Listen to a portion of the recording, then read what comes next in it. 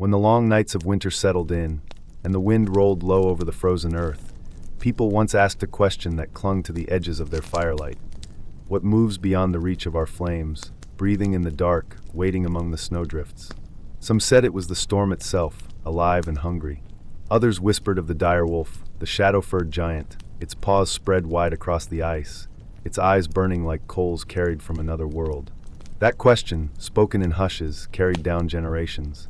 What is it that hunts when men grow tired, when fire dies low, when the bones of the land crack under the frost? The direwolf was no dream. Its bones lie beneath our feet, pressed into stone, scattered across valleys and tar pits. Taller than any wolf we know, heavy as a man, it moved with a strength that spoke of deep winters and long hunts. It lived where cold was sharpest, where prey was vast and wild. The people who walked those same places knew the beast as neighbor and rival.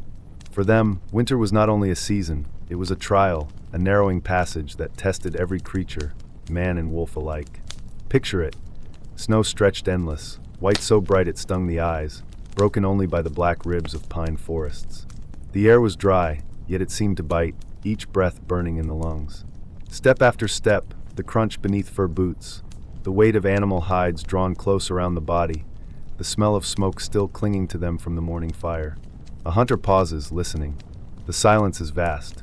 Then comes a sound carried by the wind, long, low, drawn out, a howl that ripples through the trees. Not the thin call of coyotes, nor the trembling note of small wolves. This one is deeper, older.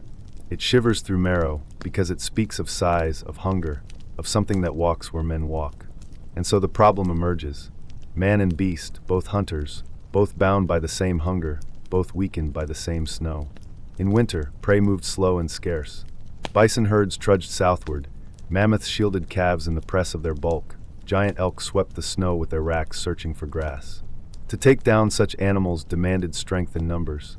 The direwolves had it, thick-necked and broad-chested, running in packs as tight as kin.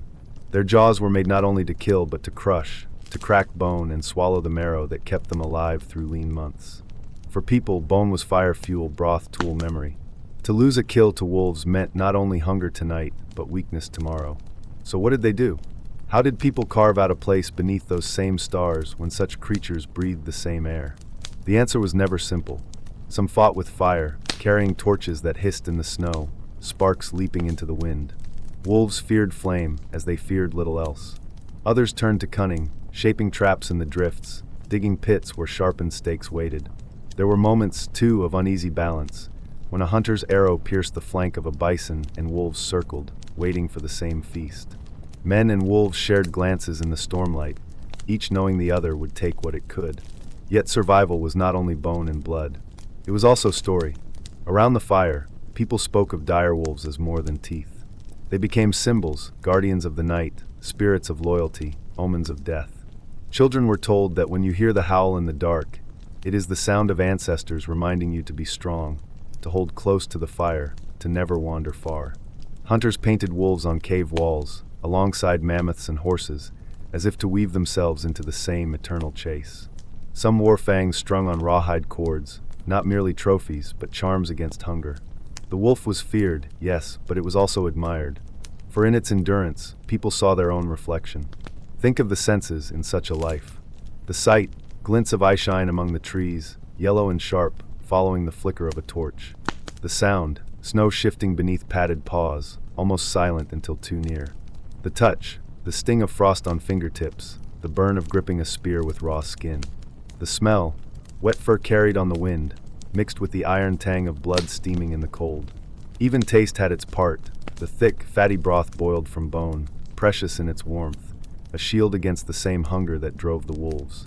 Fear lived close to the skin in winter, but so did wonder. The direwolf was never only an enemy. To some, it was a teacher. They watched how wolves moved, how they circled and coordinated, how no one was left behind. People learned. A single hunter was nothing against the cold, but together, bound like a pack, they endured. The howl in the night reminded them not only of danger, but of kinship, of the need to belong. Generations later, when bones lay buried in winter's past softer, the stories did not fade. Cultures carried the memory of the great wolves into new symbols. In some, they became protectors, standing between the living and the spirits that sought to steal them away. In others, they were warnings, reminders that arrogance against nature brought ruin. The direwolf's presence lingered in carvings, in whispered tales, in the unspoken awe that a creature of such size and strength once moved across the same frozen fields. Imagine, then, sitting by a fire now, not in some cave of ancient stone, but perhaps on a quiet winter night when the world outside is muffled by snow. The room is warm, the air rich with the smell of wood smoke, the taste of something spiced resting on the tongue. Beyond the window, a stillness hangs, yet if you listen closely enough, you might hear the echo of that ancient question. What breath moves beyond the light? What watches from the dark? Though direwolves are gone, their memory stirs the same nerves, the same imagination. A howl carried by memory is enough to lift the hairs along the arm. And in this reflection, the problem finds its resolution. The direwolf is no longer a rival at the edge of the fire, no longer a shadow threatening the hunt. It has become a bridge, carrying us backward and forward, linking our ancestors' fears with our own quiet shivers in the night. It reminds us of what it meant to live close to hunger, close to cold, close to the raw truth of survival. It reminds us, too, of respect for every creature that shares the earth, for every story born from struggle, for the silence of winter that still holds echoes of paws pressing into snow. Perhaps that is why the thought of them lingers. Because even when the bones are dust, even when the snow melts into rivers and the fire burns to embers, something in us still listens for the howl. It is not just history, not just fact, but feeling. A reminder that once, long ago, we were not alone in the dead of winter, and perhaps, in some quiet way, we never will be. Why does strength so often need weakness beside it? And why must the strong test the fragile before the frozen moon fades from the sky? It is a question that has haunted humankind for as long as we have walked beside the fire. Some claim the answer lies in balance, others in cruelty, and still others in the slow, unyielding laws of survival. The direwolves, ancient giants of fur and tooth, carried this riddle in their winter breath.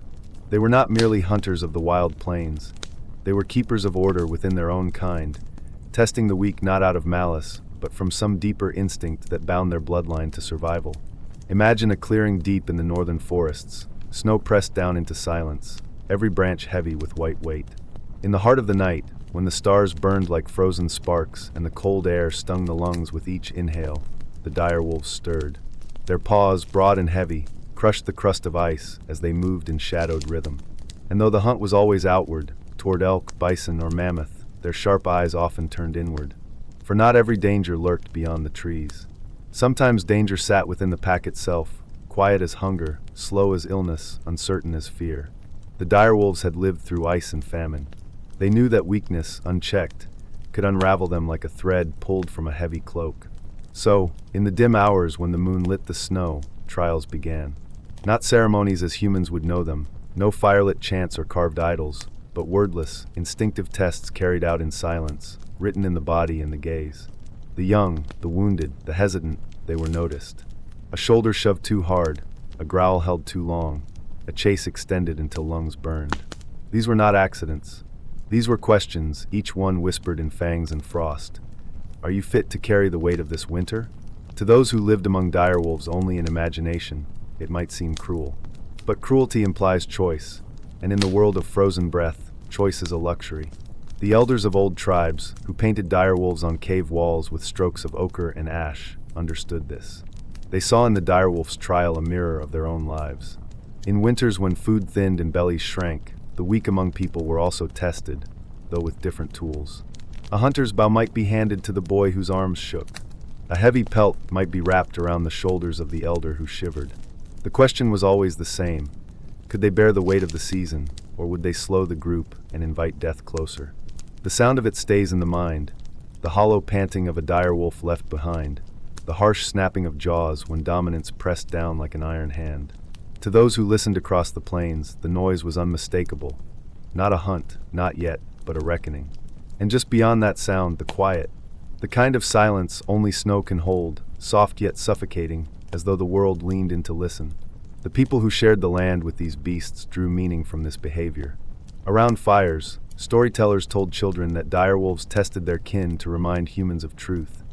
Life gives no resting place for those unwilling to fight for it. Some spoke of the tests as lessons in courage. Others, more fearful, saw them as omens.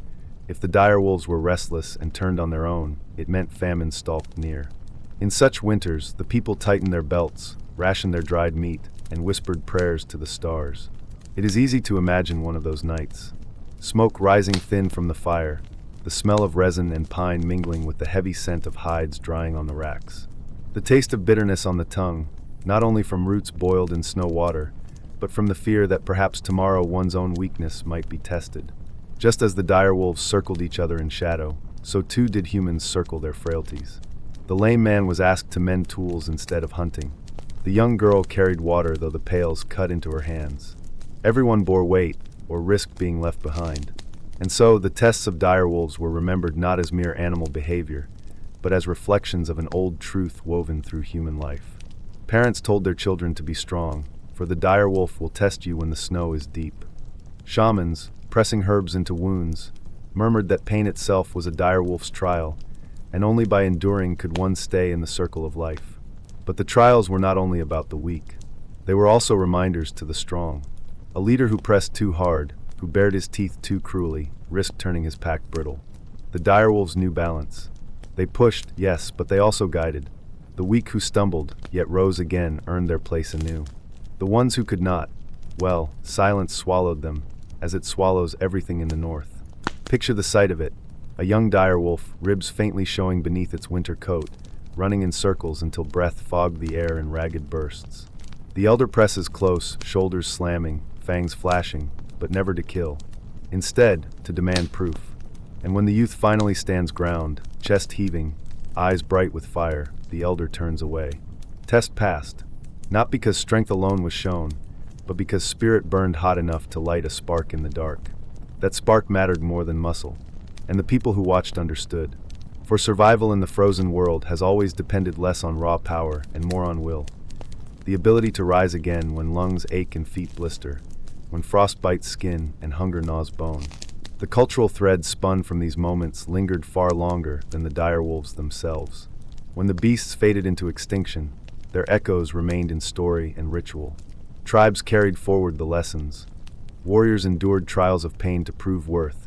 Young hunters were sent into the forests alone to find their strength, and elders told of a time when beasts tested kin just as men tested sons.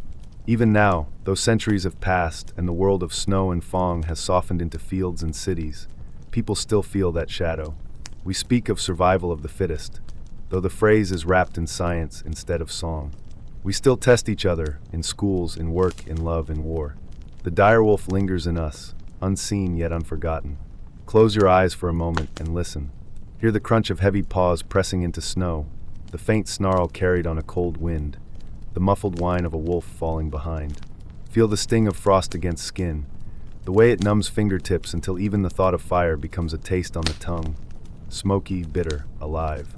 Smell the musk of wet fur and frozen earth, mingled with the faint tang of blood from some half-healed wound. That is the world the direwolves lived in, and it is the world that shaped us too. For weakness, though feared, has always been part of the story. Without it, strength has no shape. Without it, courage has no stage to shine. The direwolves knew this better than we do. They did not test the weak to destroy them, but to remind the pack of what endurance required. To stumble was allowed, to rise again was demanded. To refuse to rise, that was the true death. And so, in every winter, the tests repeated. Some failed, fading into the whiteness. Some passed, carrying scars that burned with the memory of jaws at their throat. All learned. And the people who watched from the shadows carried those lessons into their own lives, into their fires, into their stories, into the marrow of generations yet unborn. Even now, when no direwolf prowls the frozen pines, the idea still walks beside us. In every challenge faced, in every trial endured, we feel the weight of eyes upon us, measuring, questioning. And somewhere, just beyond the edge of hearing, the silence of the snow still waits for the answer. What is it that makes a sound carry beyond the moment it is made, echoing not only across valleys of stone and snow, but also through the chambers of the human mind? Some would say it is music. Others would claim it is the voice of the earth itself. But to those who lived close to the ice and shadow, to the ones who knew hunger as an intimate companion and fire as a fragile shield, the most haunting of these sounds was the ritual howl of direwolves at midnight. No man alive has stood in their presence, for the great wolves of the Pleistocene vanished thousands of years ago. And yet, their voices linger in story, in the marrow of our imaginations, in the shapes carved on bone, and the memories passed through firelight whispers. The question remains, why did they howl, and why always at that liminal hour, when the sky hangs heavy with frost and the world is balanced between yesterday and tomorrow? The howl was more than sound. It was a thread that bound the pack together, a net cast into the night to gather all wandering spirits. Each wolf's throat carried a different tone, one deep and throaty, another high and sharp, some trembling, some steady, all weaving into a single tapestry. Hunters, huddled in their shelters of hide and brush, would pause with spears clutched tight, feeling their hearts aligned to that rhythm. They knew the wolves were speaking, not to them, but about them, around them, above them. The people were not the subject, but they were always part of the audience. Archaeologists have found bones of direwolves in the La Brea tar pits, their jaws wide, their skulls heavy, their teeth thick as though shaped by stone itself. They were larger than gray wolves, broader of muzzle, built for power. They did not merely stalk, they overwhelmed. Yet for all that strength, it was their voice that endured longer than their bones. A direwolf's howl was said to roll across 10 miles of tundra, carried by the wind, thundering yet strangely mournful. It was not a simple cry of hunger. It was ceremony. When the pack raised its chorus at midnight, it was not random. The sound was deliberate, the timing precise. Midnight in the frozen world was no small threshold. It was the deepest pause of night, the hour when even fire seemed to burn more softly, when breath crystallized and drifted slowly to the ground, when human minds wandered toward the unknown. To howl at midnight was to claim dominion over that silence, to fill it with a presence that could not be ignored.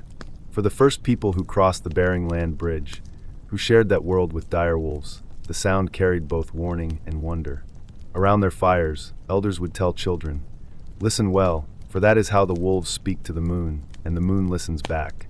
Some tribes believed the wolves kept time for the night itself, marking when spirits could walk safely between worlds. Others heard in the howls a reminder of order, that the pack survives by unity, that no single hunter may outlast the cold alone.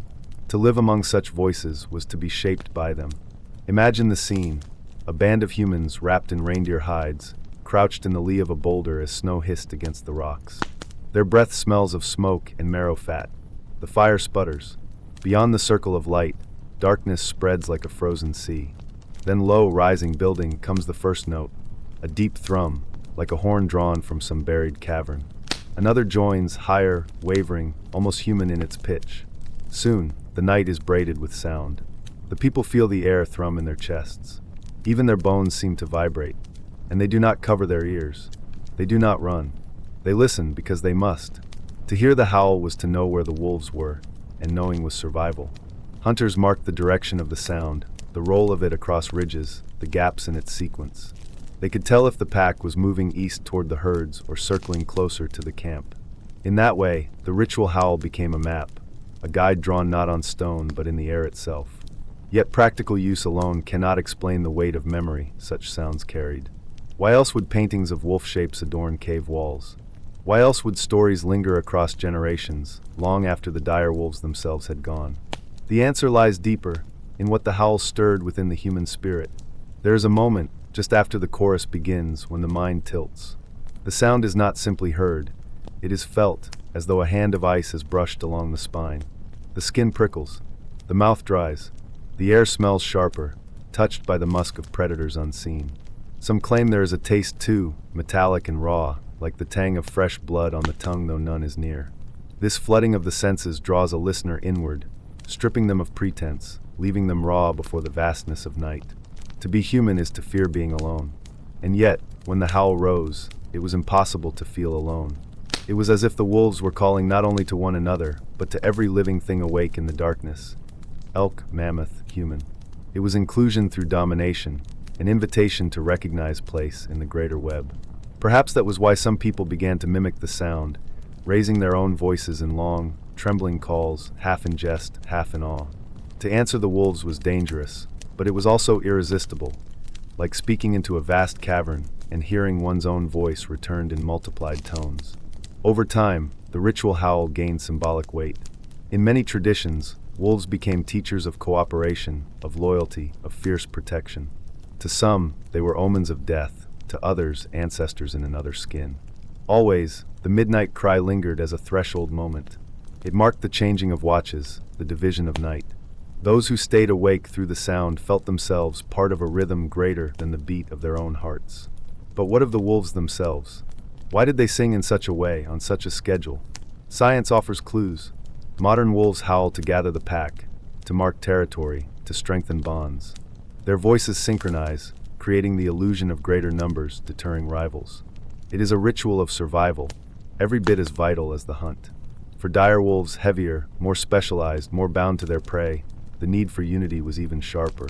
A single wolf, no matter how strong, could not bring down a horse-sized bison. But a dozen moving as one could. The howl was their contract, renewed each night, binding them together in a covenant of sound. To imagine the full moment, one must step into the senses.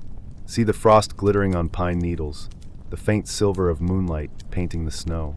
Feel the bite of air on your face, the ache in your fingers as you clutch a hide tighter around your shoulders. Smell the mingling of wood smoke and animal musk. Taste the bitterness of pine resin chewed to still the hunger in your belly. Then hear it, that rising wall of sound, swelling, rolling, breaking, reforming, until it seems the very sky is alive with voices.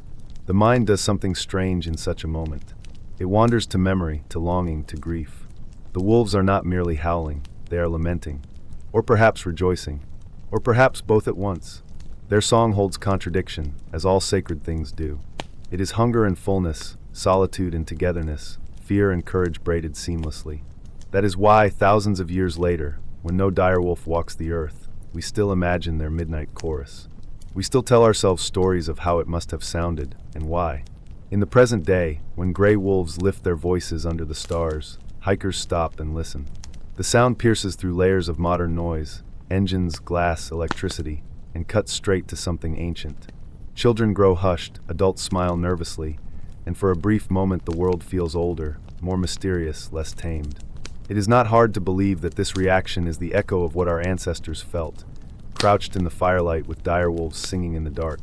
There is comfort in continuity. Though direwolves are gone, their ritual endures in memory, in the throats of their smaller cousins, in the stories we tell ourselves to ward off the cold.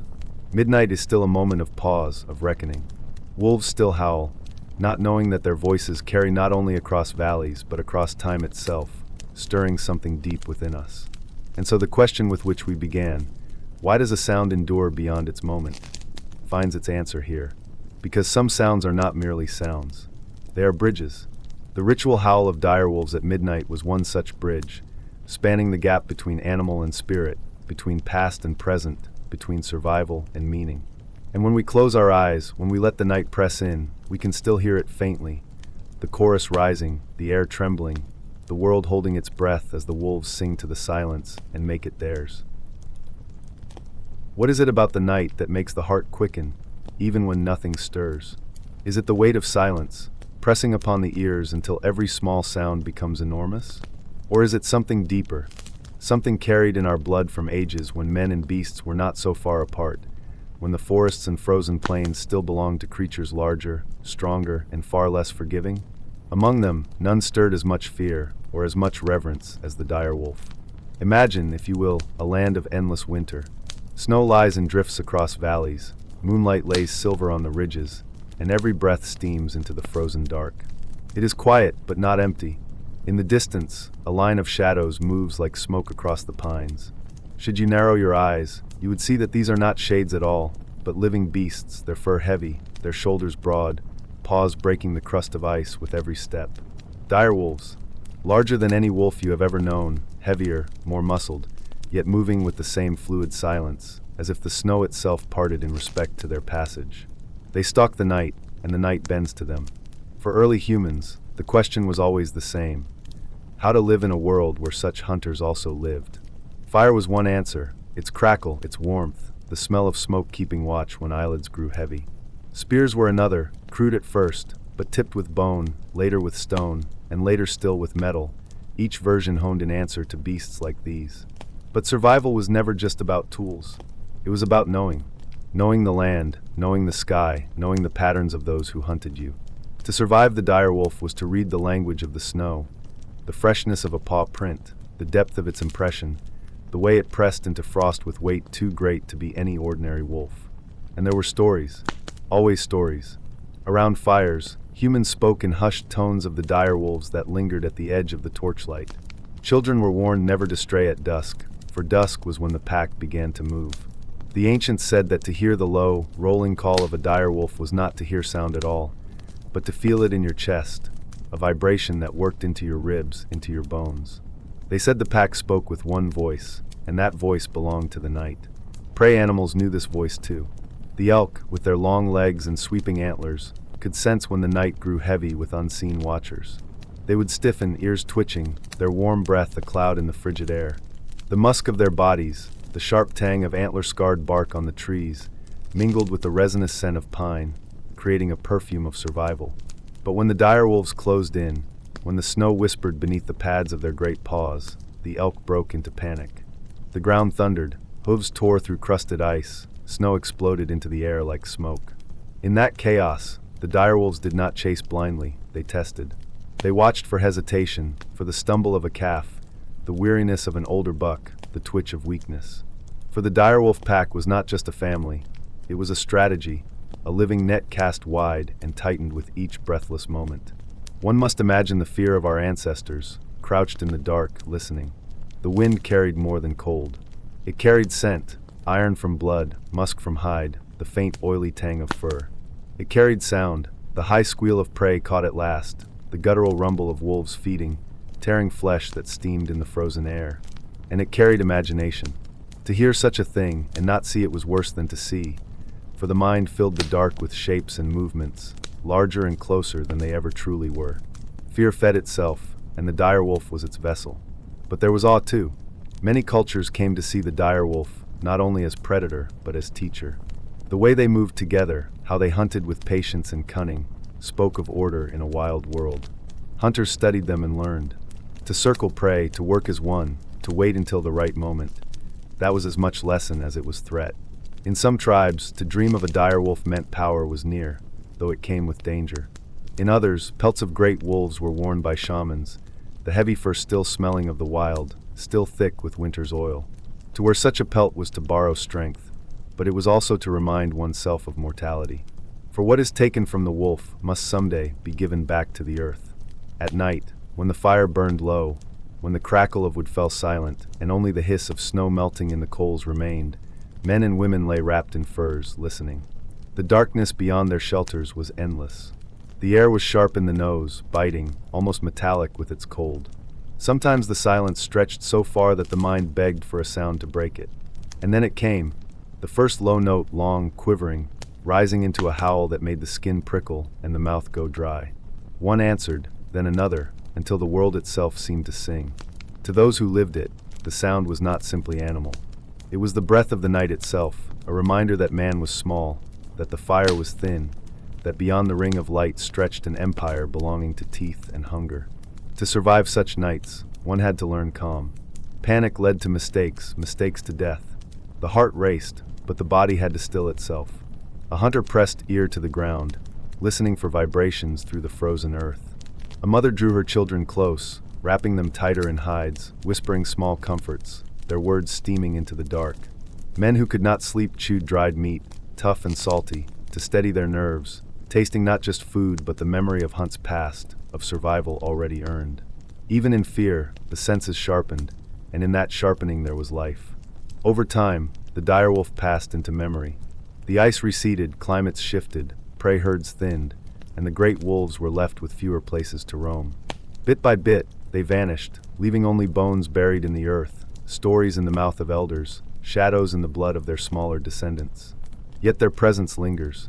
When one hears wolves howl beneath a winter moon, even now, the spine tingles with something older than reason. It is the echo of nights when the direwolf still walked, when its eyes glowed amber in the dark, when its breath steamed like a furnace in the cold. And still in dreams they come. A shape moving between the trees, heavy paw prints filling with frost, the sudden silence of a forest gone still. To dream of being hunted is to awaken with heart pounding, the taste of fear still sharp on the tongue. To dream of standing among them, for brushing against your arm, their eyes meeting yours with ancient recognition. That is to awaken with something else entirely. Not fear, but kinship, however uneasy. For in the end, man and direwolf were bound by the same truth. Both were hunters of the night, both lived on the edge of hunger, both sought warmth in the long dark. Perhaps that is why the stories never end. They are passed down not only because they frighten, but because they remind us of what we once were. Vulnerable, yes, but alive, burning against the cold, surviving by wit and by will. The dire wolf, in its strength and its shadow, mirrors the parts of us we cannot quite leave behind. So when the wind rises tonight, when branches scrape against the window, and the silence feels too deep, listen closely. There may be only the cry of a modern wolf, thin in comparison, but in its call is hidden something older. A memory not yours, but ours, carried in marrow, in dream, in the collective breath of generations who once sat in the snow and waited and feared and learned. And if, for a moment, you feel eyes on you in the dark, if you sense a shape just beyond the reach of the fire, do not be alarmed. It is only the night, reminding you of its teeth, reminding you of your place, reminding you that even now, when the direwolves themselves are gone, the story of their stalks continues, restless and unbroken, in the silence of the world that waits just outside the light. When the night is at its deepest, when the frost clings hardest to the branches, there comes a moment where one wonders, do the shadows themselves have breath? Some say they do, and that their breath takes the form of direwolves. Creatures of old, born of hunger and firelit nights, whose paws knew the contours of snow and stone long before men placed their first villages in the valleys. They appear when the moon rules, when silence grows heavy, and vanish when the first rays of light crawl over the horizon. Why is it that at dawn, when the air should be filled with promise, they dissolve as if the world itself does not allow them under the sun's gaze?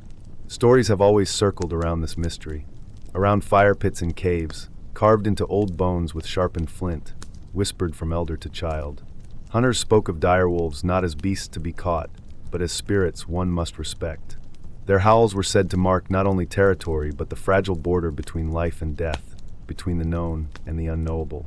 Yet always, always, the same truth would return.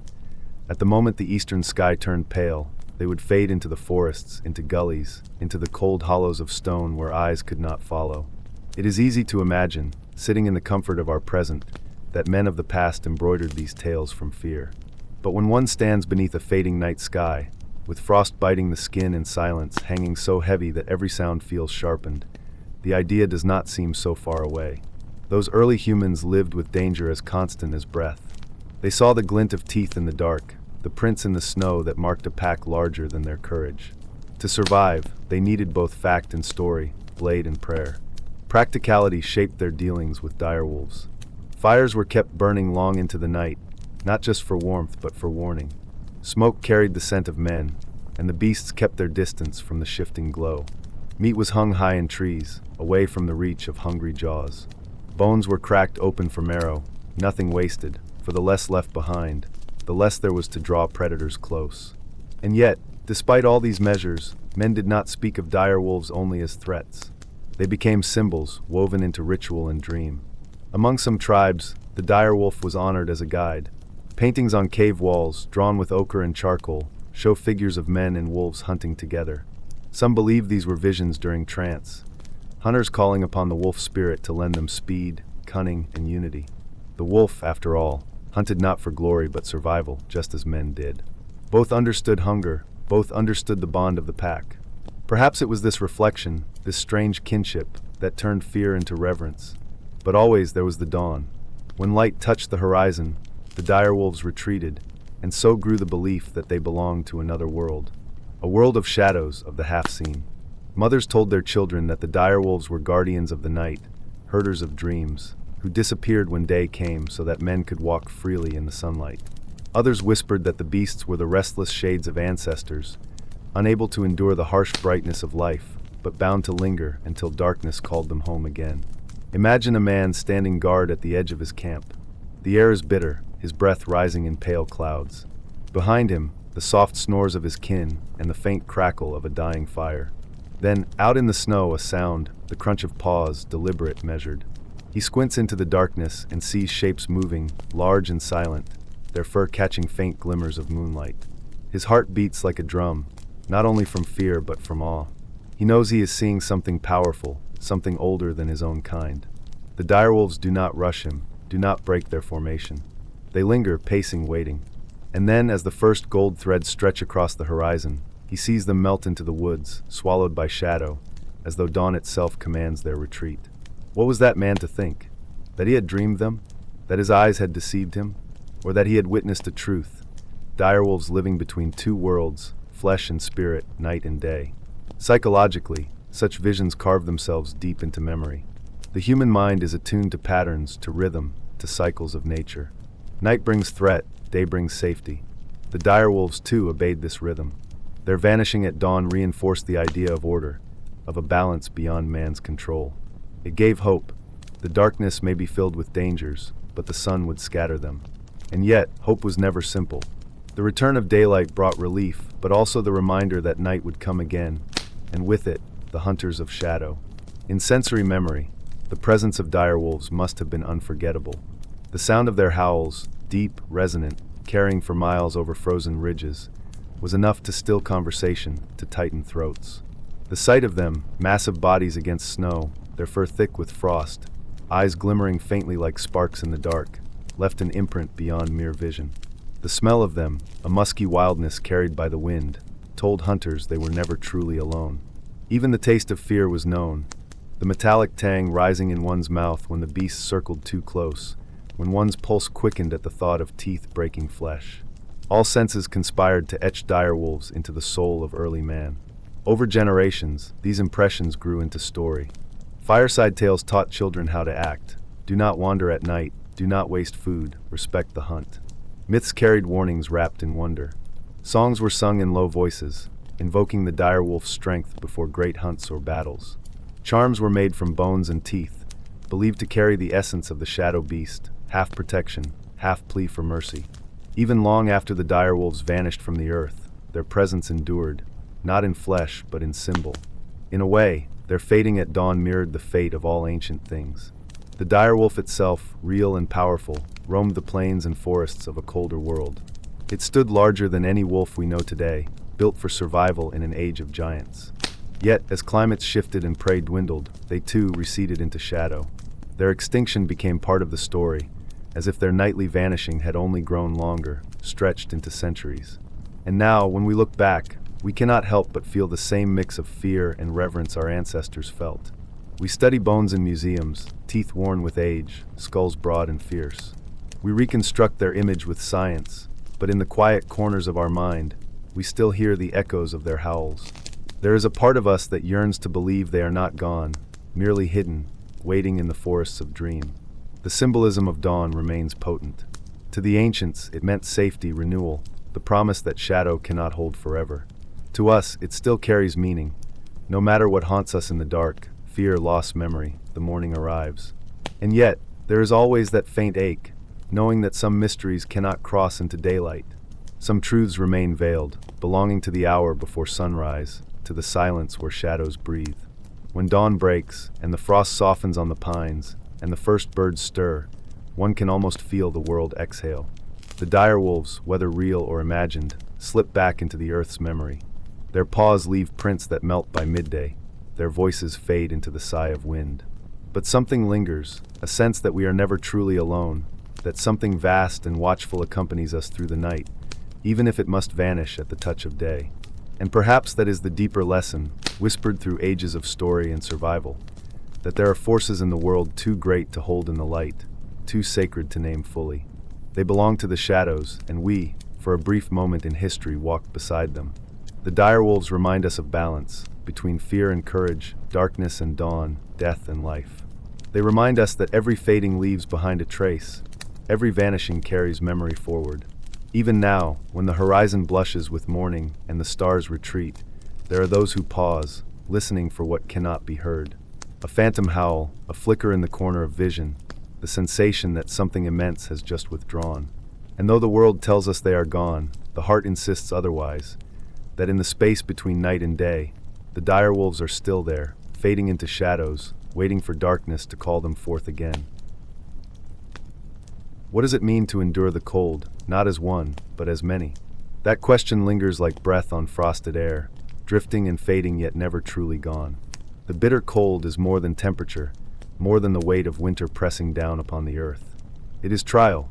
It is silence. It is hunger stretched thin over endless nights. And for the direwolves, long before stories carried their names, The cold was not an enemy to defeat, but a test that demanded unity, bone and breath bound together, or else surrender to the snow. Imagine them, larger than the wolves we know now, their shoulders high as a man's chest, their jaws wide enough to crush bone. Their paws pressed deep into the drifts as they moved together beneath a sky emptied of warmth. The bitter cold seeped into their fur, clinging like invisible teeth, but still they pressed forward. To face the cold alone was death. To face it together was a chance at life. The ancestors of humans, watching from the edges of their firelight, must have seen something more than beasts in those shapes slipping between the pines. They must have wondered if the direwolves felt what they themselves felt, that pull of togetherness when the night pressed hard, when the cold whispered in the bones, when hunger stretched hollow through the belly. Did the wolves huddle close, as families did, sharing warmth and breath? Did they whisper their survival in the rhythm of their howls, carrying across the frozen forest like prayers made of sound? For people, the cold has always been a teacher. To survive, they gathered tight in huts of wood, stone, or bone. They learned to make fires not only of flame, but of bodies pressed shoulder to shoulder. The direwolves had no fire, yet their solution was not so different. They drew close, circling, their pelts bristling against each other, the heat of one life feeding into the next. The cold taught cooperation more strongly than hunger did, for hunger could be sated with the fall of prey, but the cold was relentless. It crept into marrow, into blood, into the hollow between ribs. Alone, the cold always won. Together, there was a chance. In some old stories, whispered by fires far older than we remember, people told of direwolves moving through blizzards as though the storm itself bent to their will.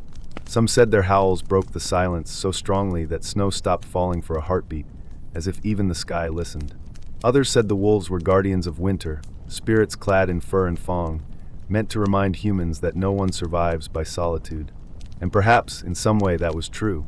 The bitter cold is not only a physical thing, it is a weight on the mind. The endless whiteness, the silence so heavy it seems to press upon the skull, the way hunger gnaws not only at the belly but at the will to move forward. For both humans and direwolves, the cold tested more than strength. It tested spirit. When the winds howled through the frozen trees, carrying with them the smell of ice and pine resin cracked sharp in the air, it was easy to feel small, almost erased. Yet in that smallness, there was also a bond, an unspoken recognition that warmth was born not from defiance, but from togetherness. Consider how the wolves moved as one when they hunted in winter. Their paws, cushioned with thick pads, pressed the snow into trails where weaker creatures faltered. They chased bison, horses, mammoth calves, even the great elk, not because it was easy, but because only a feast of that size could feed many mouths. When one wolf faltered in the cold, the others surrounded it, their breath steaming into the frigid night, lending strength through their nearness. Their voices rose together, howls arching over the land like threads weaving unity into the darkness. The sensory world of that time is difficult for us now, living behind windows and walls, but if you close your eyes, you can almost feel it. The sting of air so cold it burns the inside of your nostrils. The crunch of snow under paw or foot, each step sharp and brittle. The faint, metallic tang of blood when prey was finally brought down, steaming against the frost, mingling with the musky scent of wolves' fur. The taste of survival was always mixed, savage, bitter, yet deeply earned. And in all of it, the sound of breathing, many lungs drawing air, many hearts beating, reminding each creature that survival was never solitary. Humans, too, mirrored this rhythm. They wrapped themselves in furs, leaned against one another by firelight, shared food not only as nourishment, but as a bond. To hoard warmth or food was to doom the group. Generosity was survival. Some anthropologists suggest that watching wolves, even direwolves, may have influenced humans' sense of cooperation. The wolves' way of facing the cold together was a lesson written in paw prints across the snow. Culturally, wolves became symbols of both fear and kinship. To some peoples, they were rivals, hunters competing for the same prey. To others, they were guides, models of endurance and family. In folklore, the wolf often straddles both roles, devourer and protector, menace and teacher. The direwolves, larger and more formidable than their descendants, must have deepened these impressions. They embodied survival against the most unforgiving season. They were not just animals in the snow, they were embodiments of what it meant to face the bitter cold together. Psychologically, the cold works in strange ways. It strips away layers of thought until only essentials remain. Hunger, warmth, companionship. When direwolves pressed together, their fur thick with frost, They entered a quiet communion that mirrored the way humans gathered around fire. The mind, under such pressure, finds comfort not in vast philosophies but in nearness, the brush of a shoulder, the steady rhythm of breath in the dark. Those small things became monumental, lifelines against despair. Smell was perhaps the strongest thread binding those winters. Smoke from a human hearth drifting into the forest. The musky, animal scent of wolves thick in their dens. The sharp bite of pine, resin cracking in the cold. And beneath it all, the sterile scent of snow, clean, yet carrying the faint promise of hidden death if one lingered too long in its embrace. Wolves would sniff the wind, reading these messages as clearly as words. People, too, learned to trust their noses in winter, to detect when food spoiled, when smoke meant another camp nearby, when frostbitten skin carried the faint odor of dying flesh. When wolves feasted together after a kill, they shared not only food but survival itself. The crack of bones echoed in the frosted air, marrow spilling rich and fatty onto their tongues. Humans, watching from a distance or from memory, might have envied that feast, yet also recognized the principle. One meal for many mouths, the warmth of life distributed among the whole. In this, wolves and humans were not so different. And perhaps that is why, over time, some wolves moved closer to firelight, and humans allowed them to stay. The smaller, less aggressive wolves learned that human scraps meant survival. Humans learned that sharp teeth and keen senses meant protection. From this uneasy truce, companionship grew. The direwolves themselves vanished into extinction, but their lesson, that survival in bitter cold depends upon unity, remains in every wagging tail and every shared winter hearth. The cold, of course, never truly leaves. Even now, when storms roll in and power fails, people instinctively gather together, pressing close, sharing blankets, sharing heat. The principle has not changed. Alone, the cold conquers. Together, warmth is possible. The direwolves, though their bones rest buried in tar pits and frozen ground, still whisper that truth through the stories left behind. If you listen closely on a winter night, when the air is sharp enough to sting your cheeks and the world is muffled beneath heavy snow, you may hear it. The long, low howl carried over the hills. It is not only the song of wolves. It is the memory of endurance, of survival written into the marrow of both beast and human. It says, the cold will test you, it always has, but together you may yet endure. And so the question lingers, soft but steady. What does it mean to face the bitter cold together? It means warmth found in breath shared with another. It means strength multiplied by unity. It means the direwolves, those shadowed giants of winter, still walk beside us in spirit, reminding us that no storm lasts forever when shoulders lean close, when voices rise together, when the fire of life is kept alive not by one, but by many. In the deep of winter, when the night is long and the snow muffles every sound, a question lingers in the cold air like breath turning to frost. How did the direwolves, those long-lost giants of the canine world, claim the frozen silence as their own? The thought pulls us backward in time, through layers of earth and memory, to an age when men were only beginning to scratch fire from stone, and the beasts of the land moved with power that demanded both reverence and fear.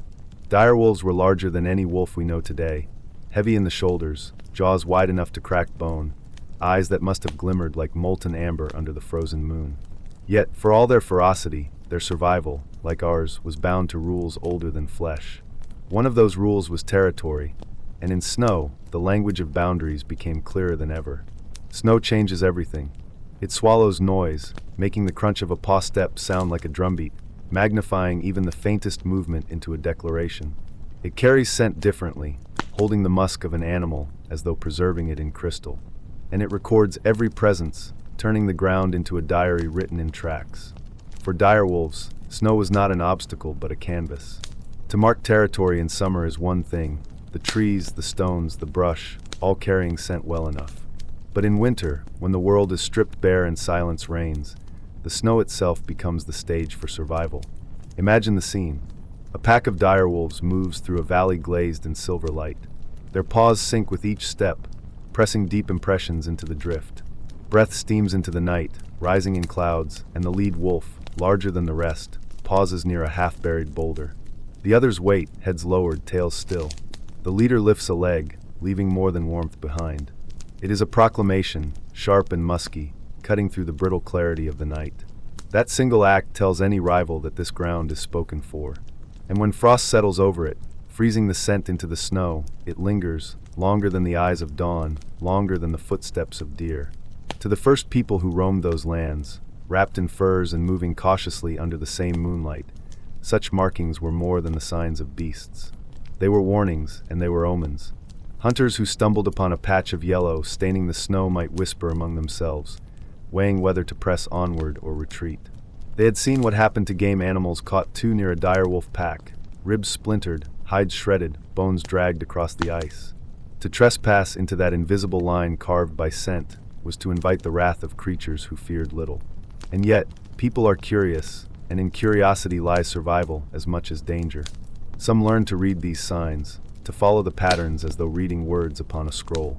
They would note where the markings thickened, where the snow was churned with heavy tracks, and they would chart paths that curved around those hidden boundaries.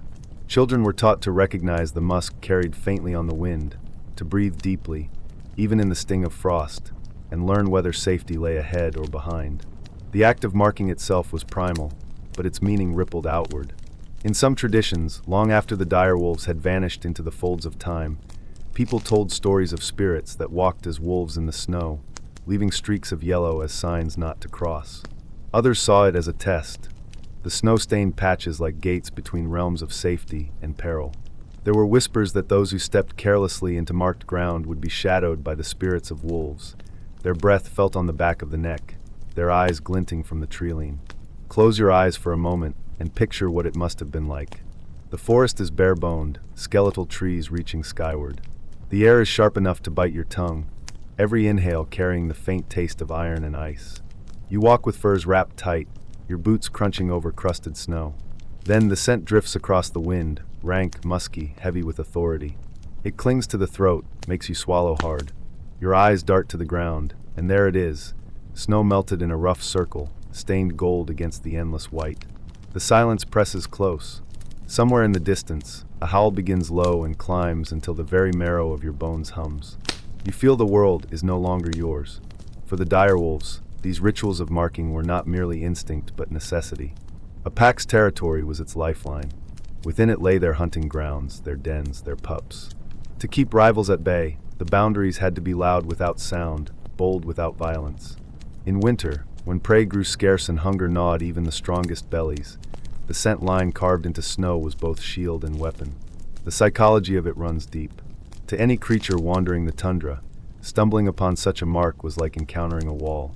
It spoke of numbers unseen, of teeth waiting in the shadows, of strength that could not be challenged lightly. Even today, wolves and wild canines continue this ancient ritual, though the direwolves magnified it through sheer size and force. Where a modern wolf leaves a sharp tang that drifts and fades, a direwolf's mark must have carried like smoke, pungent, bitter on the tongue, undeniable. And what of humans who walked in their shadows? They too began to see territory as sacred. Snow markings of direwolves may have influenced the ways people divided land among themselves, recognizing that to thrive, one must respect invisible borders. There are old carvings found on bone and antler that depict wolves beside strange symbols, as though the two languages, human script and canine scent, were not so far apart. The snow did not erase. It revealed. Every paw step pressed a story, every mark a signature. Travelers described following frozen rivers only to find the banks streaked with those golden stains, like beacons both warning and guiding. Some turned back. Some pressed on, carrying charms carved in wolf shape, believing respect offered protection. The line between predator and spirit blurred. To feel it with the senses is to be there. The sight of snow glistening pale blue under moonlight, broken suddenly by the stark yellow of a wolf's claim. The sound of silence, punctured only by the distant crack of a tree splitting under frost. The touch of the air, so cold your fingertips burn when they brush against bare skin, the icy crust breaking beneath your boots. The smell, sharp and animal, clawing into your nostrils until it seems to live inside you. Even the taste of it, the bitterness carried by the wind when you inhale too sharply, leaving a strange metallic tang at the back of your throat. It is not difficult to see why such markings took on symbolic weight. For some, they were a boundary between life and death, an edge of the map where man was no longer master. For others, they became lessons. Respect the signs of the world around you, for survival is not only about strength, but about listening. The direwolves, though long gone, left a kind of instruction in their frozen messages. As centuries passed, and direwolves vanished into the corridors of extinction, their memory lingered. Hunters of later times, finding wolf marks in the snow, still felt that old stirring of caution, that ancient thread connecting them to their ancestors, who once walked alongside creatures larger than any wolf alive. Even now, in the quiet of a winter night, when the forest breathes mist into the air, stories are told by the fire. Stories of beasts who wrote their warnings in snow, who spoke without words, and whose language shaped the way humans understood territory, danger, and respect. It is easy to imagine a child sitting by that fire, listening wide-eyed as an elder leans close, voice dropping low. "The wolves speak in snow," they might whisper. "They draw their lines, and if you cross them without care, you may find more than footprints waiting." The child shivers, not only from the cold but from something deeper, the understanding that the world has always been alive with signs, if only one learns to see them. The past folds quietly into the present. We walk now with boots of rubber and coats woven from synthetic fibers, our lights cutting through the dark with artificial brilliance. Yet step into a snowy wood, and you will feel it still. The hush, the breath of the cold, the sudden discovery of a mark that is not yours. Modern wolves continue what their ancestors began, carving invisible lines across the land. Their scent lingers, their tracks tell stories, their howls roll across the frozen silence. We may not share the land with direwolves any longer, but the echo of their rule still shapes the way we move, the way we pause, the way we listen when snow whispers beneath our feet. And perhaps that is the truest mark of all, that something as simple, as primal, as a stain in the snow could ripple forward across ages, turning survival into story, instinct into lesson, and memory into something more enduring than flesh. The question drifts quietly through the mind, like snow gathering along a windowsill on a windless night. What is it about the call of direwolves across the frosted pines that stirs something ancient in us, something deeper than words, a tug that feels older than memory itself? It is not only the sound, a haunting echo rolling over the white landscape, but the silence before and after, a silence that seems to breathe, to hold, to wait. Those who once walked the long winters of prehistory knew the sound well. Their camps, stitched from hide and bone, shuddered in the wind.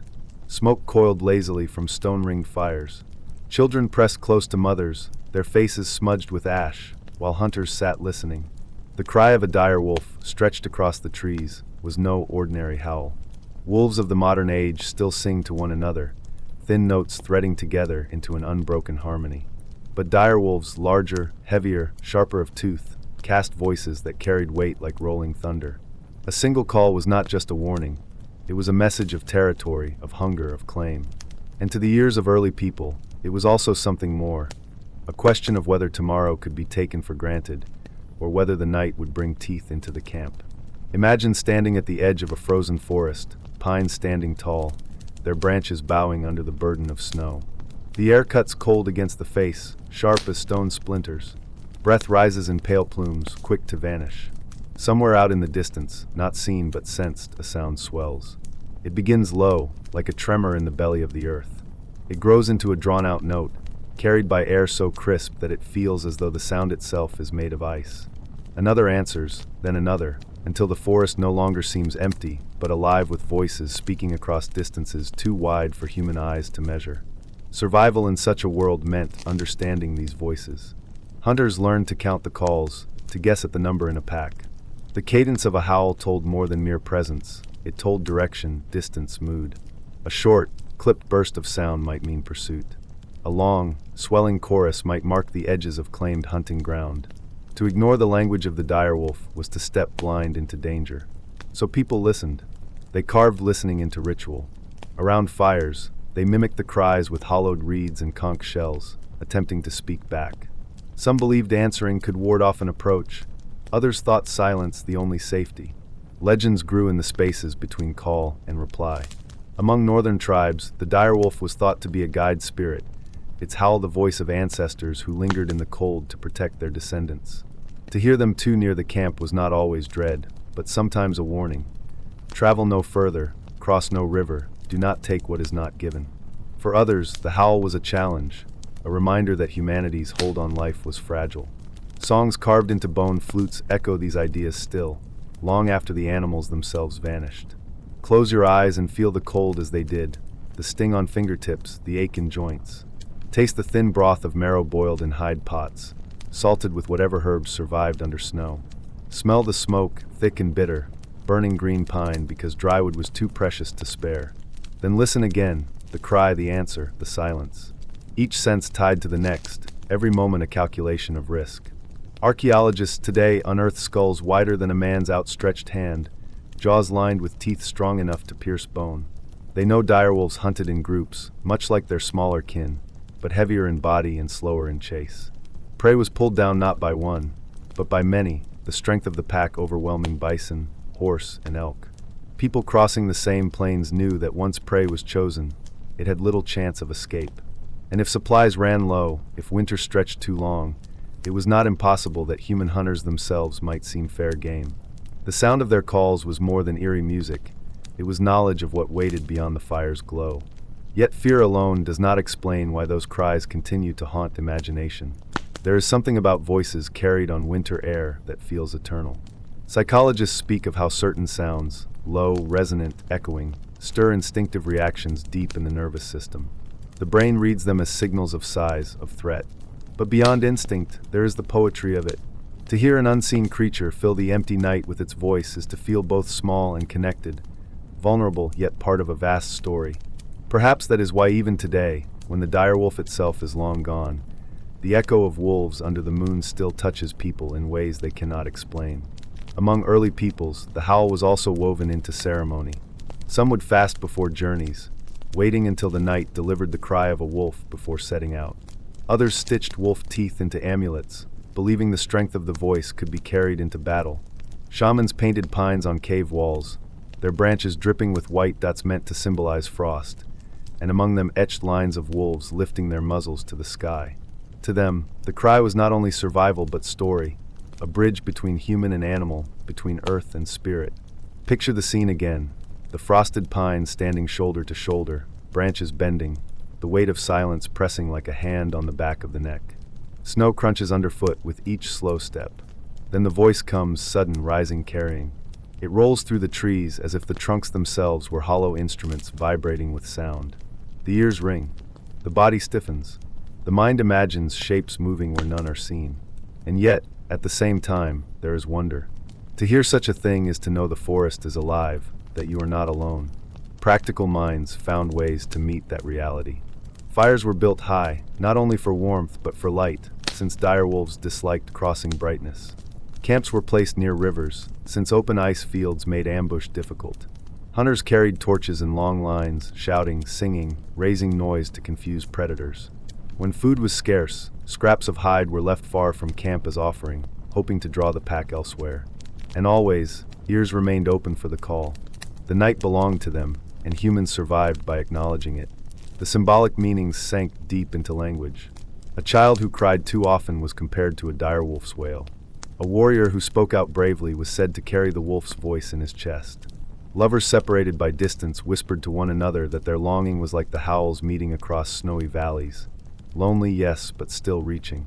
Through such metaphors, the cry became more than warning. It became part of the way people understood themselves. In memory, those cries take on the texture of dreams. They blur the line between terror and comfort.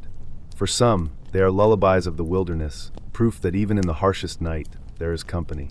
For others, they remain the measure of danger, a sound that freezes marrow. Both truths can live in one note, stretched across frosted air. The forest itself responds to sound. Pine needles shiver, shaking loose clumps of snow. An owl falls silent. Even the wind seems to pause. When the call comes again, deeper this time, the mind begins to map unseen paths, where the pack moves, where it waits, where its eyes might already be watching. The senses sharpen. The nose catches faint scents, the iron tang of blood on cold air, the resinous sweetness of split pine. The tongue tastes dryness, a metallic hint of fear rising from within. Fingers twitch, wanting for spear, for flame, for reassurance. The body prepares long before sight confirms anything at all. And yet, humans did not always flee. There were moments of kinship imagined. To some, the direwolf was a teacher in endurance. To howl was to speak without shame of hunger, of longing, of need. Around fires, storytellers said that when the first people were cold and hopeless, It was the wolf who taught them to huddle together for warmth, to share the kill, to guard one another in the night. The echo across the pines was a reminder of that gift, a call not only to fear but to remember belonging. Centuries passed. Ice retreated.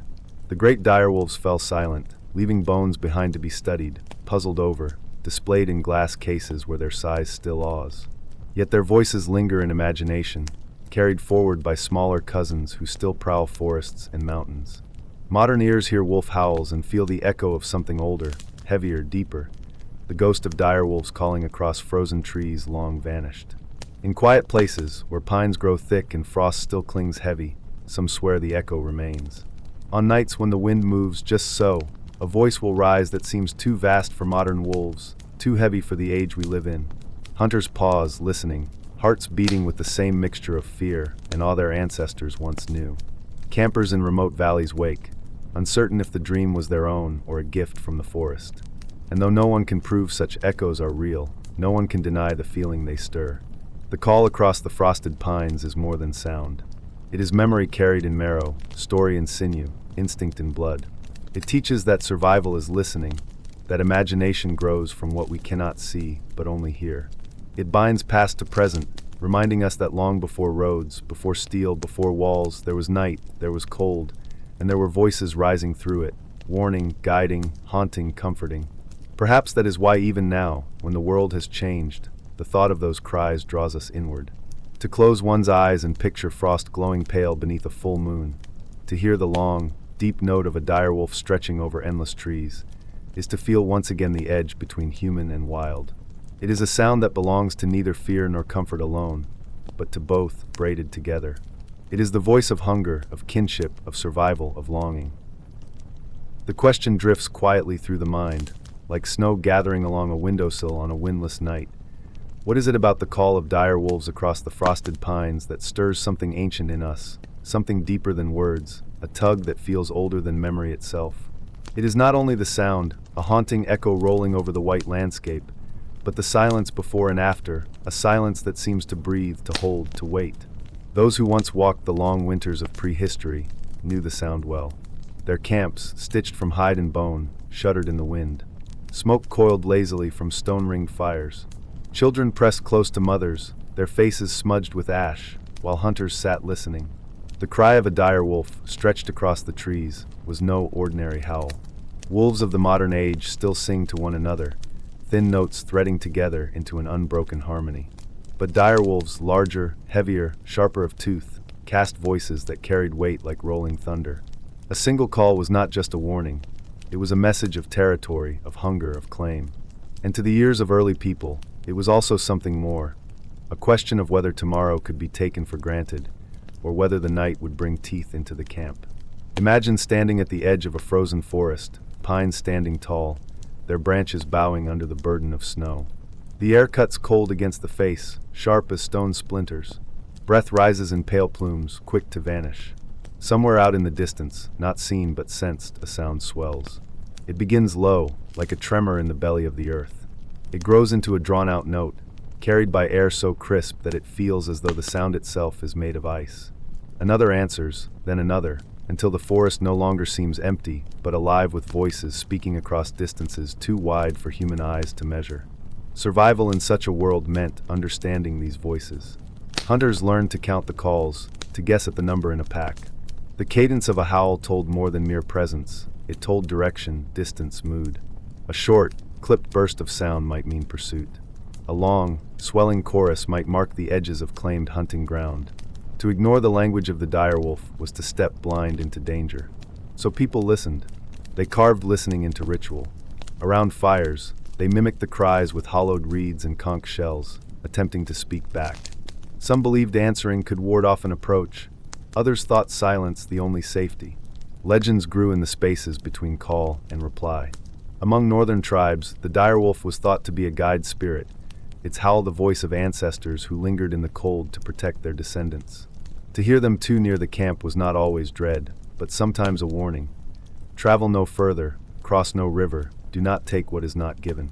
For others, the howl was a challenge, a reminder that humanity's hold on life was fragile. Songs carved into bone flutes echo these ideas still. long after the animals themselves vanished. Close your eyes and feel the cold as they did, the sting on fingertips, the ache in joints. Taste the thin broth of marrow boiled in hide pots, salted with whatever herbs survived under snow.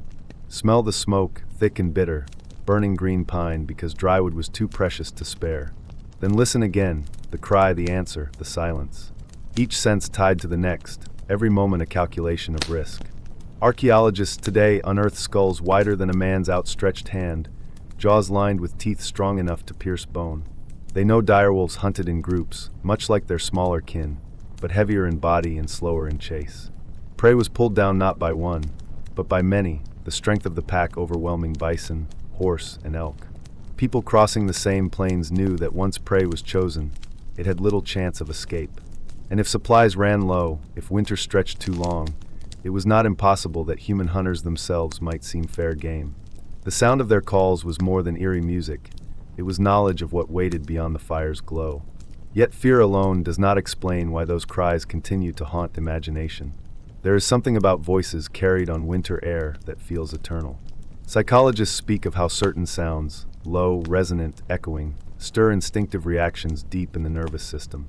The brain reads them as signals of size, of threat. But beyond instinct, there is the poetry of it. To hear an unseen creature fill the empty night with its voice is to feel both small and connected, vulnerable yet part of a vast story. Perhaps that is why even today, when the direwolf itself is long gone, the echo of wolves under the moon still touches people in ways they cannot explain. Among early peoples, the howl was also woven into ceremony. Some would fast before journeys, waiting until the night delivered the cry of a wolf before setting out. Others stitched wolf teeth into amulets, believing the strength of the voice could be carried into battle. Shamans painted pines on cave walls, their branches dripping with white dots meant to symbolize frost, and among them etched lines of wolves lifting their muzzles to the sky. To them, the cry was not only survival but story, a bridge between human and animal, between earth and spirit. Picture the scene again, the frosted pines standing shoulder to shoulder, branches bending, the weight of silence pressing like a hand on the back of the neck.